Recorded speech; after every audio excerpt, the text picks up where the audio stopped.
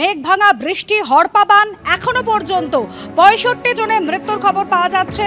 ইতিমধ্যে ৪৬ জনের দেহ শনাক্ত করা হয়েছে। কিস্তওয়ারের চশতি গ্রামে হড়পাবান, যাতে শতাধিক মানুষ ভেসে গিয়েছে অথবা ধ্বংসস্তূপের নিচে চাপা পড়েছে বলে আশঙ্কা করা হয়েছে। আমাদের প্রতিনিধি अजय बचले এই মুহূর্তে রয়েছেন আমাদের সঙ্গে টেলিফোন লাইনে। अजय जी, आज तीसरे दिन में पहुंच गए हैं, उद्धार काम कैसे चल रही है, राहत कार्य? देखिए, अभी जो है काम दो फेजेज में चल रहा है। एक तो रिलीफ ऑपरेशन चल रहा है, जो क्लाउड बर्स्ट हुआ है और उसके साथ जो डेब्रिस है उसको क्लियर कराने का काम है। ये काम बड़ी सावधानी से किया जा रहा है क्योंकि डेब्रिस के नीचे कोई बॉडी ना हो, उसको देखते हुए इस काम को बड़ा केयरफुली किया जा रहा है और ये सुनिश्चित किया जा रहा है कि डेब्रिस जो है वो बहुत आराम से हटाया जाए और अगर उसके नीचे कोई बॉडी है तो उस बॉडी को कोई डैमेज ना हो। ये तो रहा रेस्क्यू का काम।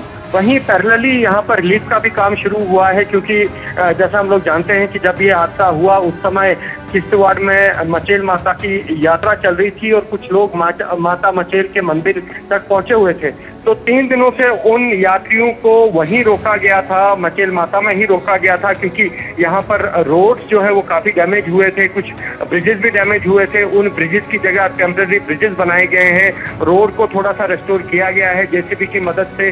तो अब रेस्क्यू का जो काम है, रिलीफ का जो काम है, वो अब माता मचेल के मंदिर से भी शुरू हुआ है और वहाँ से लोगों को जो है, जो श्रद्धालु वहाँ फंसे थे 3 दिनों से, उनको वापस जो है बेस कैंप यानी कि चिशोती की तरफ लाया जा रहा है और वहाँ से उनको अपने घर किश्तवाड़ या जम्मू की तरफ रवाना किया जा रहा है। इस बीच जम्मू कश्मीर के मुख्यमंत्री उमर अब्दुल्ला भी आज स्पॉट पर पहुंचे थे। उन्होंने ऑन स्पॉट जाकर असेसमेंट लिया है और जो है स्थिति को जाना है।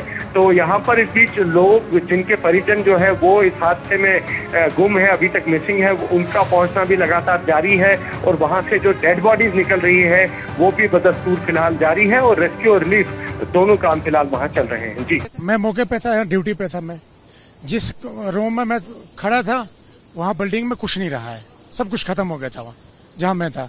और मैं सिर्फ 10 मिनट पहले यहाँ जो पुल बना था लकड़ी का उससे ऊपर गया था। यहाँ बहुत लोग थे, बहुत जमा थे, वो सेल्फी ले रहे थे। कभी कुछ, हम तो हर रोज उनको बोलते थे यहाँ मत सेल्फी करो, लेकिन लोग मानते नहीं है। पहली बार आए, ये करते हैं वो करते हैं, अब लोग मानते नहीं थे। लेकिन हम भी जितनी कोशिश करते थे निकालने की करते थे। इधर से 10-15 मिनट हुए थे, ऊपर गए थे खाना खाने के लिए, उतने में 10 सेकंड लगी हैं फ्लड आने में, सारा सिस्टम खत्म हो गया टोटली। तो जब फ्लड आया उस समय क्या मंजर? इधर अंधेरा ही छा गया था, कुछ नजर नहीं आ रहा था, कहाँ कौन जा रहा है कोई पता नहीं चल रहा था।